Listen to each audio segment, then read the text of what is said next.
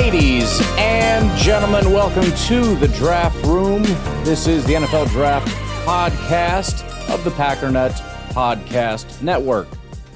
If you'd like to call in, please feel free to do so. The number here is 608-561-3243. So the plan for today is we're going to keep to what we said we're going to do. We're going to look at defensive tackles. We went through the entire offense. We did our mock draft, and now it's time to do defense. We'll start off with the defensive line, move to edge, linebacker, corner, safety, and then we'll see what happens as far as the specialists go. Couldn't hurt to take a look. It's not like people don't need it, especially if we do returners. That kind of makes me feel like we should do it. But anywho, I want to talk a little bit about some of the news that popped up. Not a massive amount yet. But one of the things is there were some verified arm length measurements here for a couple of guys that were on the fence. I don't know exactly where every single team's thresholds are. I know 34 used to be the thing, and now it's kind of 33-ish. I'm sure teams are in and around that area. Not to mention, there's always going to be exceptions to any rule. It's the thing that drives me. I don't know if this is the case for every other fan base, but Packer fans are obsessed with thresholds, and they are obsessed with these rigid ideas of there being exact thresholds. There are not. I promise you there. And if there are, people are stupid and they should be fired. That's nonsense. There are exceptions to every single rule. But some of the measurements here, Spencer Fano apparently is right at 33 inches. I think the wing, I don't see the wingspan listed here, but apparently he's got a pretty wide wingspan, which is going to be what matters, because that is right on the fence there at 33 inches. And I'm sure you're still going to have plenty of people saying, no, he's going to have to play guard. Sorry, guard. This is a hard line here. If you cross it, you're a guard. Sorry. Caleb Lomu is at 33 7/8 inches, so basically 34-inch arms. And then Maui Goa, I think, was kind of the big one a lot of people were concerned about, thinking that he had really short arms. There's a lot of that conversation circling around. He had 33.5-inch arms. So, not long arms, but based on, I think, where most people are at, assuming you like the guy, it's not going to be really a red flag. It's not going to be something, well, we would have, but he has 33.5-inch arms, so we're not going to draft him as a tackle. Yesterday in the mock, I had taken, for Will Campbell and the Patriots, I took a left tackle with the speculation that he may kick into guard. Mike Vrabel has apparently already put the kibosh on that and said, no, he's going to remain our left tackle. So I'm glad we did it. We got our one shot at it to speculate and have some fun with that. But it looks like we're going to leave that alone. Could still look at interior if there's somebody available that you like, but as of right now, it looks like that's not going to be a thing. A couple other notes I was able to scramble together, and you got to understand the other thing too is who it comes from matters. There's a really funny thing if you look over at Walter Football. One of their favorite pastimes is crapping all over Matt Miller because they track reports and then they track how often they're correct, and nobody has a worse rep. I mean, it's almost like everything he says is the exact opposite. It's shocking how bad he is. It's like people feed him fake information just to make fun of him or something. I don't know. But he says it was hard to find teams at the Senior Bowl that had a first-round grade on Alabama quarterback Ty Simpson, who declared early for the draft. That came via Matt Miller. Now, again, this feels like something that you would take a little bit more seriously, assuming, again, they're not just feeding him bullcrap information or he's just straight up lying. I don't know. But assuming he's not, this isn't necessarily something like he's got some random source. He's talking to people. He says teams specifically, and he's hearing that they don't have first-round grades on them. Okay, I mean, it wouldn't surprise me. I wouldn't. I mean, if you had just told me they've got like a third-round grade on Ty Simpson and I watched him, I wouldn't be like, what? He's so good. I don't freaking care. But just keep that in the back of your mind. 49ers planning to be aggressive this offseason when it comes to trades, including moving up in the draft and potentially targeting receiver. We've already talked about that in the mock drafts. I think I had them taking at least one in those first two rounds. I don't remember exactly how that played out, but that comes via Grant Cohen, who's been a long-time very well known. I don't know hardly any beat reporters outside of Packers people. I know who Grant Cohen is. Everybody, players and stuff, kind of hate that guy, but he does digging. And as far as I know, he's got a good list of sources, but I don't really know. Via Tony Pauline, who does have a good track record, the Bucs are eyeing Texas linebacker Anthony Hill. Also from Tony Pauline, the consensus at the Shrine Bowl is that Spencer Fano and Francis Mauigoa are the top offensive tackles in this year's draft class. While there is a big drop-off after those two, however, the Cardinals' number 3 overall pick is way too early for Fano or Mauigoa to be drafted, he says. Now, he didn't necessarily say that's what he's hearing. That may be his opinion. That last part, I don't really know. Also, though, via John Weinfuss, and I'll do some digging into some of these people and their reputations and whatnot, but for the Cardinals, he says internally the Cardinals have taken a liking to Alabama quarterback Ty Simpson. Now, it's also worth noting, and again, I don't care because I love all of this, and I will happily play into nonsense. This time of year is also known as smokescreen season. This is when people pump out absolute lies to just completely confuse everybody. Again, I don't care. I want it all. Give me all the rumors and the gossip and all that crap. I frickin' eat it up. All right, for the Dolphins. Dolphins via Tony Pauline are a team eyeing Mansour Delane. Texas cornerback Malik Muhammad is a potential second-round target for the Dolphins. So obviously corner being pretty massive. People within the NFL who are familiar with the how the Eagles do business believe Philadelphia might draft a quarterback this year. That comes via Michael Silver. For the Jets, some of the Jets' offensive coaches, including Tanner Engstrand, were lobbying for the team to take Jalen Milroe in the third round of 2025. However, the Jets took Azareye'h Thomas instead, who is the favorite of head coach Aaron Glenn. That comes via Tony Pauline. It wasn't the only factor in his decision to return to Oregon for the 2026 season, but Dante Moore did consider that there was a good chance he'd be drafted by the Jets. I don't think I mentioned that on this show. I mentioned it on the Packers show, but that is hilarious, that there is a rumor, whether it's true or not, I don't know, that he specifically went back to school because he didn't want to be a Jet. Now, good news, bad news here is that he's going to go back to school, probably make a crap ton of money. The bad news is if he comes out, unless he sucks next year, he's going to be drafted by a bad team again. That's just the way this goes.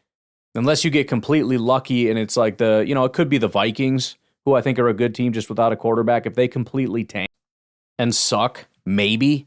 There's probably some other teams that, Steelers possibly. I don't know that they're a great team, but, if you're a good quarterback, it's not the worst situation. But generally speaking, if you're a top 5 prospect, you're going to get picked by a bullcrap team. That's just the way. Probably going to be the Jets again, honestly. It'll be the Jets again. So, can't avoid them forever. The Lions, among teams eyeing cornerback Mansour Delane. That comes via Tony Pauline. Panthers interested in Anthony. I think some of these reports are like, these are the 3 teams looking at Anthony Hill, and so we're kind of just going through team by team here because now it's Rams looking at Mansour Delane in that same. Vikings defensive coordinator Brian Flores is expected to push for an edge rusher in the first round this year if one he likes slips to their pick, not necessarily a cornerback. Minnesota was also doing a ton of homework on the tight ends at the Senior Bowl per Pauline and could target a blocking type on day 3. Again, some of these reports I mentioned on the Packers show, but not on here. I didn't want to go back and just repeat all the reports, but NFL Trade Rumors kind of put together a little list here. Figured I'd just go through that. All of these and more I'm going to be adding to my big board. So if you want to check that out, I haven't really been promoting it a ton. My son has been working real hard on getting grades up. I've been working more on the notes side of things, little tidbits like this, as well as, scouting report notes and all that kind of stuff on the prospects. But I'll start pushing that out sooner than later because we're on a heck of a time crunch here to give people that are interested the opportunity to subscribe to that. I'm also going to add the ability, because I felt kind of weird either, asking people to do both or pick or choose or whatever between my board and my son's board. If anybody wanted to support or just kind of have a resource like that. So what I'll probably do is find a way to combine boards as a feature, if you and your buddy want to join forces on a board or something, you can do that as sort of a discount package. I'll have to figure out how that would work, but I think that would be kind of a cool tool anyways. Like if Clayton had a board and we wanted to work something out, or any other Packers content creator, or if you had a bunch of other, team creators, it doesn't matter. You know what I mean? It's just it's an upsell is what it is. But it'll still end up being pretty cheap, like $7 or something. Because mine is like $5. His is, I think he wants to be like $1 less than mine, so his is like $4. I don't know. But anyways, I'm going to make sure to slam all these notes in. Let's get started here. So we're almost a third of the way through. There are quite a few in the top 100. We've talked quite a bit about these guys already, which is good. That's the goal. You want to, hammer these names over and over and over until it starts to get freaking to the point where it's like, I know. That's what we want. We want to get to the point where it's like, now I'm familiar with that name, with that person. Dominique Orange, right? You remember Corleone, right? Grayson Halton, Lee Hunter. Some of these names start to sound a little familiar. So there are 1, 2, 3, 4, 5, 6, 7, 8, 9 in the top 100. Let's try to speed run through that. We're a little short on time to do that, but we're gonna give it a shot. So let's get started.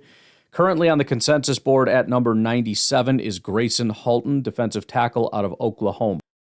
So this is a guy that I've been relatively intrigued by, mostly because he's one of the few guys that really, at least at the college level, gives you pass rush and run defense. In fact, he excelled at run defense. Now, the problem is he was a verified 295, somewhere in that range, 292, 295. He, if that doesn't hold up, if he's too small and he gets pushed around and he can't be as good of a run defender, now you've got a guy that's undersized, isn't a good run defender, and probably isn't going to be a premier pass rusher. So that's kind of the bet, is like everything else, the projection. But if he can transfer what he's doing in college to the pros, you've got a really good run defender that can give you pass rush at 300 pounds or so. But he's a super athletic 4-star recruit. He's described as one of the biggest leaders on the Oklahoma roster, 2025 team captain. Senior Bowl executive director Jim Nagy, a former scout, specifically called out Halton's character and energy in advance of the All-Star game. He wrote, NFL teams will appreciate the juice he brings to interviews. His energy and leadership will be missed in Norman next year. A lot of beat writers have described him as the emotional heartbeat of the defense, plays with a contagious motor. So I think, in short, the pros and cons, and I'm really trying to reframe the way I do this, because when I listen to people give sort of the strengths and weaknesses thing, it all just sounds the same. It's the exact same crap over and over again, especially in the coach speak stuff. Everything starts to blend together. I want to give more specific and general talking point type of thing. I don't know. I'm still trying to figure it out. But in general, high motor, athletic, talented leader of a defense, right? There's a lot to like about him. And on the other side, he's a little smaller, and with smaller comes short arms. And so there's some concern when you go to the pros and you're an undersized, short arm guy, are you going to get swallowed up? Pro comp, Kobe Turner, LA Rams, who was a 5th round pick 161 in 2020. Then we get to Dante Corleone. Aside from the cool name, he is one of the bigger guys, as I've said several times now. There's a lot if you're into that kind of thing, if you're looking for the big nose tackles. Corleone is, let's see if we have any official measurements. I don't think we have anything verified, but listed at around 6'1", 335. He is 23. By the way, forgot to mention, I say 33, I meant 23. Grayson Halton, 22. He was on Bruce Feldman's freak list with a 485-pound bench, 615-pound squat, 585 sumo deadlift, 171 10-yard split, 744 3-cone at 335 pounds. His nickname, not surprisingly, The Godfather. He grew up right in town in Cincinnati, about 10 miles away from Nippert Stadium, where the Cincinnati Bearcats play. Pretty dominant in high school, but just a 3-star recruit. And he had every reason in the world to go to a bunch of different schools. Luke Fickell, went to Wisconsin. Nope, he wasn't going to follow him there. All kinds of stuff. He had his heart set all day, every day on Cincinnati. Cincinnati beat reporter Neil Meyer of the Front Office News put it. He said, "I truly don't think words could describe how much Corleone has meant to the Cincinnati program. When you hear hometown hero, I think Corleone is the first guy that comes to mind. His loyalty to Cincinnati over the years was unwavering and had plenty of opportunities to leave and pursue a bigger paycheck at other institutions, but he wanted to remain here at Cincinnati." As far as character evaluation, you would put him probably in the elite tier. Came from a household, I think 4 or 5 kids, single-parent household, first-generation college graduate, very, very serious life-threatening medical situation, which we'll get to, but that's going to be the real big question mark as far as medicals with him. Stuck with his hometown program through coaching changes and losing seasons, mentored young players through all of the adversity he went through. So he is an A++ as far as character goes. Looking at PFF, it's kind of odd because he's one of those guys who kind of got worse every year. His rookie year, he had a 95 run defense grade and an 83 pass rush grade. That went down to an 80 run defense, 79 pass rush, and then 72 run defense and 71 pass rush. The run defense bumped up a little bit in his. He hasn't ever really played a ton of snaps. 352 this last year, which isn't that much less than usual. I think that's going to be another issue. I don't know if it's a medical thing or just his size. He's not a guy that's going to give you a ton of snaps. He's not going to stay on the field. But an 81 run defense, so that did bump up, but his pass rush went down to a 59. He had 8 pressures and 0 sacks on 167 attempts, which is 5%. That's really bad. So he is, in previous years, he has had good pass rush grades. He has been in 2 of his 4 years at around slightly above 10% pass rush rate, but he's had 8 sacks in 4 years, 3, 2, 3, and 0. So you're getting a run defender. That's what you're getting. And, if he can do that really well, great. I don't think you don't take a guy like that in the first round. You don't start discussions about that until the second round. A guy with medical issues, he's projected third round, and that, assuming he's a dominant run defender, that kind of makes sense. But his rookie year, 2022, redshirt rookie year, he was, PFF rated him as the highest graded defensive player in the entire country. Again, he continued to get worse, but you talk about, again, breakout age and all that kind of stuff. He comes in as a redshirt rookie and is the highest graded defensive player in the entire country. He got AP third team All-American, PFF third team All-American, AFCA freshman All-American, College Football News freshman All-American, All-AAC first team. He had 11 tackles against Navy in his first career start. It's one of the most dominant individual performances by a nose tackle in recent Cincinnati history. First year, first start. Let's go down to his injuries here, because this is the issue and probably contributes to why he's been getting worse every year. It sucks, because it's like, this is a dominant player that we should be talking about in the realm of like a Vita Vea. Arguably, maybe that's a little extreme, but injuries have and just super high character guy. But injuries are going to be the question. So let me go through this.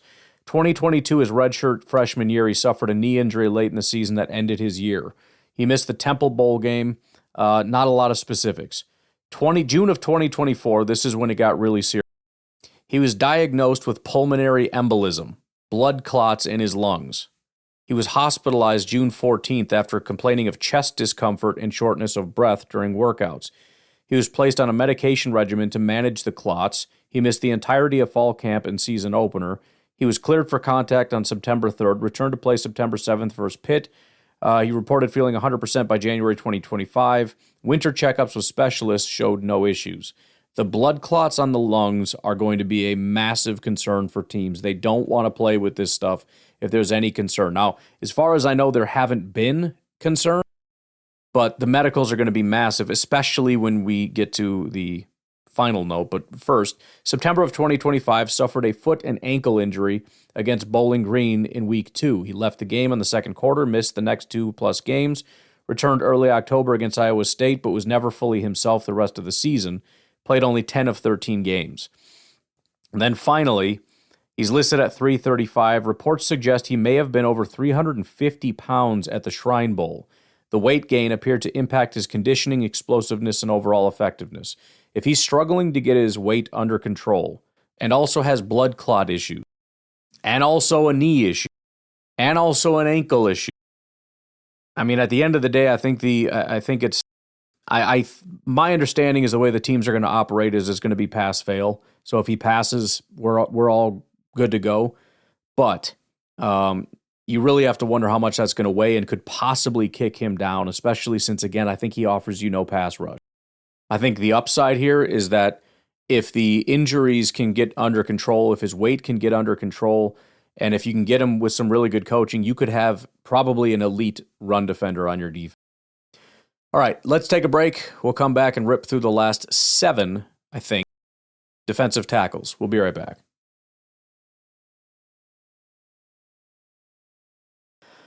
All right, we got another fun one here in Dominique Orange, the wordplay between Corleone, the Godfather, and Dominique Orange, also known as Big Citrus. I freaking love it. Another big dude, 6'4", 325 pounds.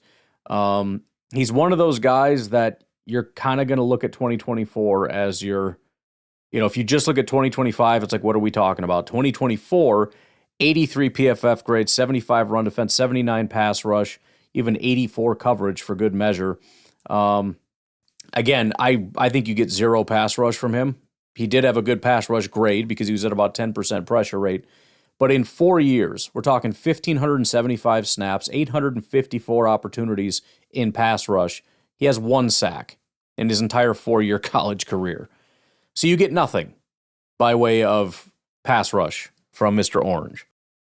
He's, a throwback nose tackle. He's, your Gilbert Brown type, the guy that you don't see too much in the pros these days, which is why, again, this is going to be interesting to see how teams handle these types of players, especially since there's a bunch of them. I mean, I think the supply might be a little higher than the demand, and so you might see these guys start to slide a little bit, which would provide some pretty good value later on. The injury stuff is not nearly as serious, but it is something to be concerned about. That's not what I meant. There is something here worth paying attention to. He had a right arm and wrist injury against Baylor. 2025 was kind of the big one, probably contributes to why his grades suffered. But he had a recurring ankle injury. He was listed as doubtful for several weeks throughout the season, eventually started all 12 games, but was, again, kind of hampered by that ankle. So presumably that's going to be fine. He gets the season off. He'll be back on track. I will say, though, if you're hauling around 325 pounds, I mean, you're going to suffer these kinds of things, man. There's only so much the human body can take. And so ankle and knee injuries and whatnot, it seems like it's just kind of par for the course. He's another guy you got to watch his weight. Apparently in high school, he was huffing around about 400 pounds. So I don't think that's been a problem since he's gotten to college. But, another thing you really have to watch and try to get under control. He is seen as a bit of a freak. He's one of those guys that does carry it pretty well. I guess he has like a 34-inch vertical at 325.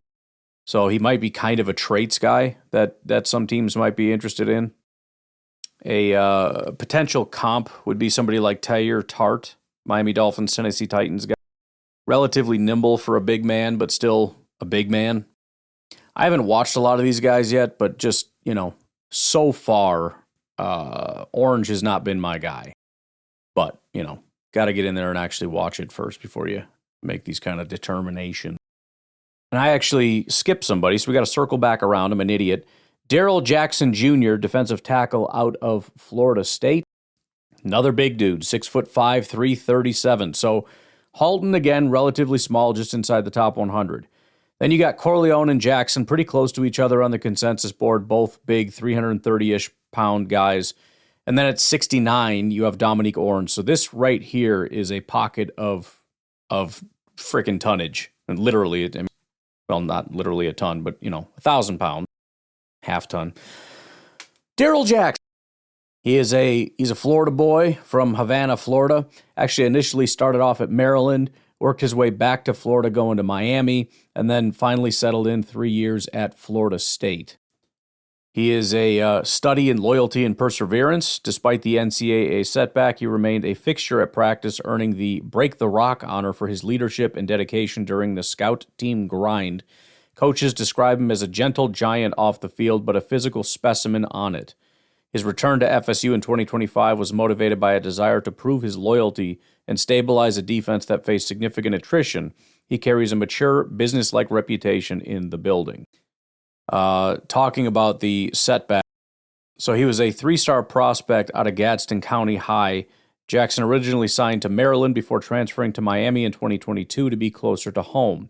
He made the jump to Florida State in 23 for the same reason, to care for his ailing mother, but was infamously denied a hardship waiver by the NCAA, forcing him to sit out the entire 2023 season.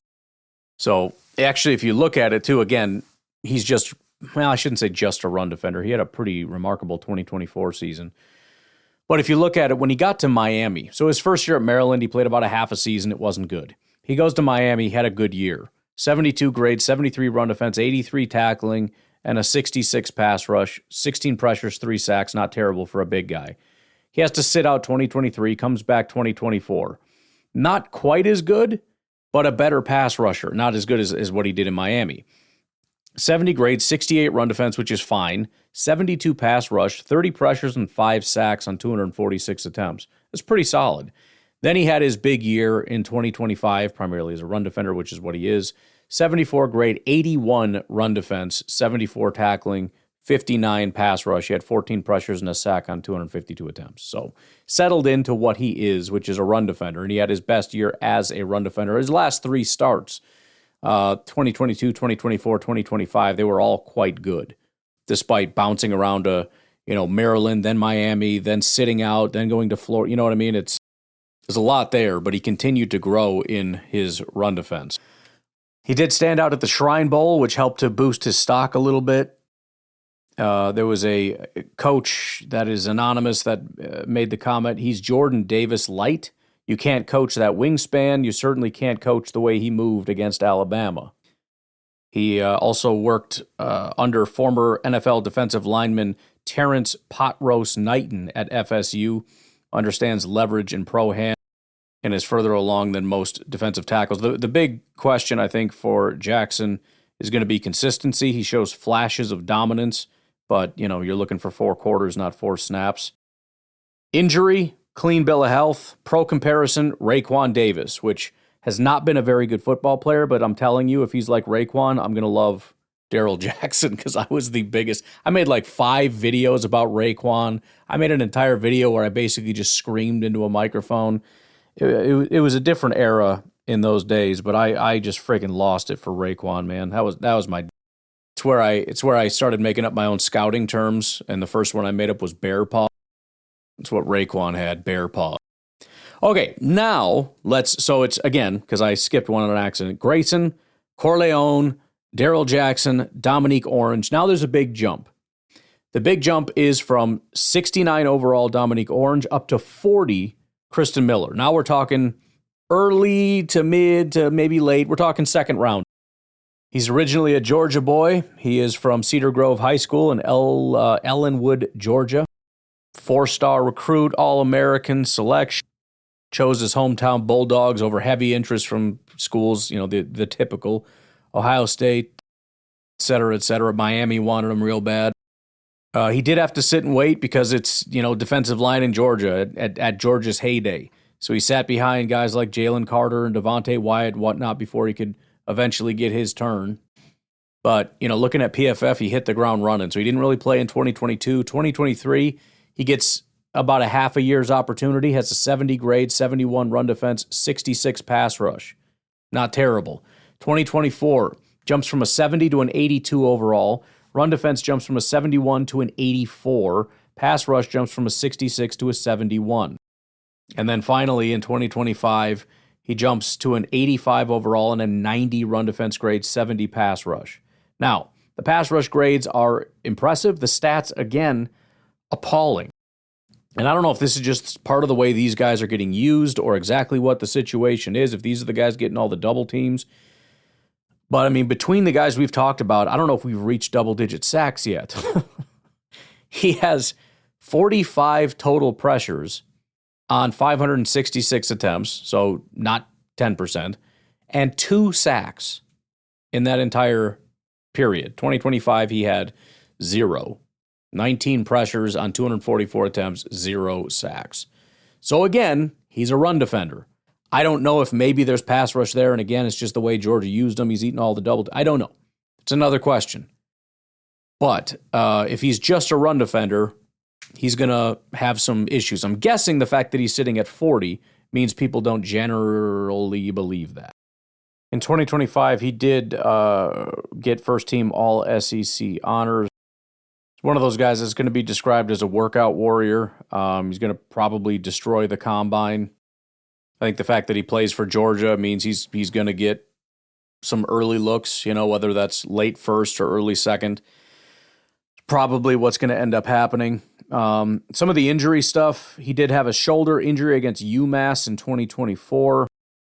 Missed the Georgia Tech and SEC championship games, returned for the Sugar Bowl against Notre Dame. 2025, he sustained a lower body injury against Ole Miss, but returned shortly after. But nothing really massive there. Pro comp, Sebastian Joseph Day, for those that are a fan. I prefer the more realistic comps, if we're being honest.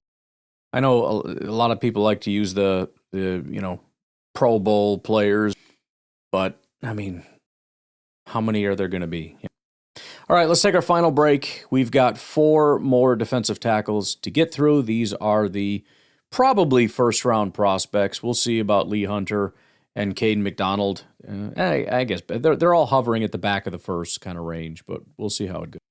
We'll take a break. We'll be right back. All right, let's talk about Mr. Lee Hunter, defensive tackle out of Texas Tech. So once again, we got a big dude. And once again, we got a cool nickname, although he kind of stole it. He's nicknamed the Fridge. 6'4", 330 is what he's listed at right now, 320 depending on where you look. 4-star recruit out of Blunt High School in Alabama. He was described as a hired gun for Texas Tech. He spent 3 years at UCF before getting poached by Texas Tech to come in, and he played very well. He got better in his run defense every single year, 72, 70, well, close to every year, 77, 75, and then 85 when he went to Texas Tech. Pass rush also got better, although marginally, 60 to 69 to 70 to 72. Once again, 0 sack production. 5 sacks in his 4 years between UCF and Texas Tech, even with the half a year at UCF. That's very low. He is a pretty durable guy. As far as I can find, there's basically nothing as far as him missing any real time. So that is going to be a major green flag for him. He's another guy that saw his draft stock shoot up massively at the Senior Bowl. Described as one of the best players in attendance. He showed dominant bull rush and elite physical traits. And again, he's a guy that at his size moves faster, is more agile than you would expect at that size. So people are going to project a lot of things in terms of, I won't even say pass rush, but in terms of, run defense isn't just being big. You have to be able to move. And so in terms of being able to project whether you'll be able to be that 330-pound run defense monster in the pros, there has to be some level of mobility, and he has. The concerns, like everybody else, there's no pass. The other, again, going to be similar, is going to be conditioning. How much is a 330-pound guy going to be on the field, and what is he going to offer us in games where, the team wants to air it out? What are we doing? Okie doke. Let's get to Caden McDonald now. Caden McDonald is at consensus 27, so we're still talking back of the first round-ish territory. He is pretty big. Listed at 6'3", 326 pounds. He's small compared to a lot of the guys we're talking about, but still absolutely in that nose tackle category. Big physical freak, obviously, like everybody else. Very, very good in high school. As a junior in high school, he was squatting 545. So he was kind of a man among boys when playing high school, just dominated everybody. Consensus 4-star recruit. Got over 35 Division I scholarship offers. Georgia, Michigan, Clemson, Oklahoma, Florida, Texas A&M, LSU, Auburn, Tennessee, Arkansas, etc. He narrowed it down to 5 and was actually leaning toward Oklahoma, but decided that he would end up going to Ohio State. Biggest reason is that head coach Ryan Day went to visit him, and ultimately the academics culture and the national championship opportunity are what sealed the deal, on top of defensive line coach Larry Johnson pushing real hard to get him. I say offensive, I meant defensive. I don't know what's going on with my brain, man. Just stick with me. He's described as outgoing and personable, maintained a 3.0 GPA, two-time OSU Scholar Athlete and academic All-Big Ten honoree at Ohio State, majoring in communications. He's expressed interest in a broadcasting career after football. I always said communications is kind of a useless degree, but I think if you're a football player, it might actually kind of make sense. Partnered with Ronald McDonald House Charities of Central Ohio as an ambassador. Fits, considering his name is McDonald. Some 2025 honors. He got unanimous first-team All-American, Outland Trophy finalist, nation's highest-rated defensive tackle for overall defense and run defense per PFF, which we might as well look at that. Another guy that just got better every year and by a wide margin. Again, we're only looking at run defense, like most of the defensive tackles, and we'll get into the pass rush. But his first year, he didn't play a ton, had a 66 run defense grade. Second year, he's about 50%, 74 run defense grade. Got a full slate at nose tackle, 448 overall snaps in 2025, 91 run defense grade, 78 tackling grade. His pass rush has hovered at a 60 grade throughout. He has 17 pressures on 353 attempts and 2 sacks. So there's really nothing there. There's just nothing there. So I will say, if you're looking for that run defending defensive tackle, he's in here. Some of these guys are not going to pan out, but I guarantee you there's going to be guys, probably more than one, in this group that we're talking about that are going to go to the NFL and are going to be fantastic at helping a defense shore up its run defense. But if you're looking for one of these guys that we've talked about to provide both, we're almost at 0. Maybe somebody surprises and does in the NFL what they couldn't even come close to doing in college, but it's probably not going to happen. Another major benefit for Caden McDonald is that he was born March 12th, 2005, meaning he is not yet 21 years old. He won't turn 21 for another month. He is generally seen as probably the best run defender in the class. Obviously, there's a lot of competition here, but I think if you were to kind of ask around, you would have the most votes for Caden McDonald. I think other people think that, he has some pass rush potential. Obviously not elite pass rush, but 326 pounds with a little bit of mobility. I would be skeptical, but, if that's what you believe, then go for it. Bleacher Report comped him to Vince Wilfork, which I think is hilarious. And I'll tell you what, if he was Vince Wilfork, I'd draft him today. That dude was awesome. Again, as far as the concerns, 2-down player, probably, say what you want to say, but probably not very versatile. He's playing one position, and he's playing it just a handful of times. And again, we're talking first round. That's a big investment for a guy that can't play 4 downs. There's also the question of being from Ohio State, which is a benefit, but can also be a drawback because there's so much talent around you. A couple other comps that are out there. Dante Poe is another freaking awesome football player. And then more recently, Kenneth Grant out of Michigan. Then we move on to Caleb Banks, who's at 25. So these guys are all very similar. Back of, top of the 4th, bottom of the 1st. Caleb Banks, Caden McDonald, Lee Hunter, and Kristen Miller, all right in that range, with Caleb Banks being kind of at the highest. Again, 25, defensive tackle out of Florida. Caleb Banks, 6'6", 330. I'm telling you, it's the entire defensive tackle class. It's hilarious. But at that size, he has 35-inch arms, nearly 11-inch hands, one of the most physically unique defensive tackle prospects to enter the draft, primarily because he moves like he's 60 pounds lighter. And that's going to be the big... if you look at PFF, The grades are not fantastic. I mean, his pass rush grades are probably better than a lot, but the stats really aren't that phenomenal. They're above 10% with 6 sacks in his 2 kind of starting years out of his 5 years. But he kind of started to make a name for himself at the end of the 2024 season. He finished the season with 3 sacks and 15 pressures in his final 2 games alone against LSU and Ole Miss. He did have a really bad foot injury that pretty much wiped out all of the 2025 season. He played a little bit in week 3. Presumably they tried it and it didn't work very well. Was out again. Just played in weeks 13 and 14. So we don't have a lot to go off of despite playing for 5 years. 2 years at Louisville where he played a combined total of 47 snaps. And then he started his 2 years at Florida. And then his 3rd year at Florida, he was kind of out for almost the entire year. So not a ton to go off of. But he returned in the Senior Bowl late January 2026, reminded everyone why scouts were drooling over him in the first place. He was an alpha the entire week at Mobile, drawing the label of being pretty much unblockable, clear round 1 talent, and is probably the highest upside interior defensive lineman of the class. With that said, he's raw, he's 24, and he's got some medical red flags. But he's from Detroit, wanted to grow up and be a zoologist, apparently. Got a bachelor's degree in education science at Florida, has been named to the academic honor roll multiple times, named to the 2025 Lot Impact Trophy watch list, which recognizes excellence both on and off the field. So another real intelligent guy. Just a 3-star recruit coming out of high school.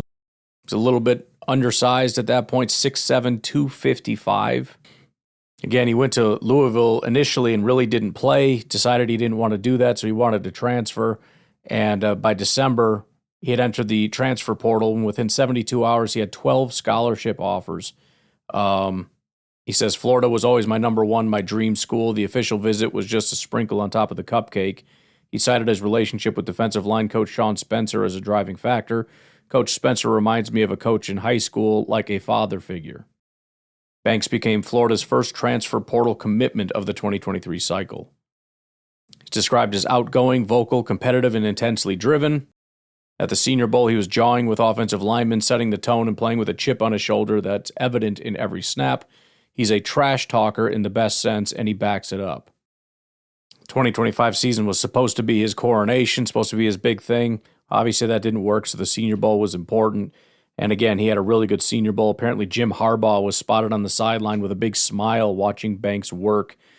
Ian Cummings, who's somebody I really like and respect in the space, called him a clear round 1 talent. Seahawks Draft blog wrote, he was an alpha during the session. There are not many humans on the planet that are like Banks. Athlon Sports, after the Senior Bowl, said if he's fully healthy, he has top 10 ability. And then his injury history, 2024, had a hernia that forced him to miss the Florida Bowl game and underwent surgical repair. 2025, foot injury in fall camp, suffered a foot injury during preseason camp before the 2025 season, missed the first 2 games. Oh, that's what happened. Then 2025, week 3, the game he comes back, he breaks his foot. Broke the same foot in the game back, requiring surgery, missed 7 consecutive games, returned for the final 2 games of the season. Obviously, with a foot injury at 330 pounds, you got to make sure that thing is good to go. All right, finally, we've got the presumed top dog. He's at 16 overall, which is, not a massive gap. Anything could happen in the amount of time. But Peter Woods out of Clemson right now is seen as the top guy. PFF thinks he's an absolute bum. Not really. I mean, his first 2 years were fantastic as a run defender. 3rd year, he dropped off. So his run defense went from, go ahead. Someone is at the front door. Thank you. From an 89 to an 81 to a 74. His pass rush went from a 76 to a 74 to a 65. So I don't know what's up with some of these guys and their downward trajectories. I know for some it's injury. Maybe he's got that too. I don't know. All right, let's take a look here. He's from Alabaster, Alabama, suburb about 25 miles from Birmingham. He's a person of deep faith. In his draft declaration statement, he led with, first and foremost, I'd like to thank God for giving me the tools to play the game at a high level. I know for a fact that without him, none of this would be possible. That wasn't boilerplate. It's central to who he is. His recruitment was guided by family values and a desire to be developed as a man first, a football player second.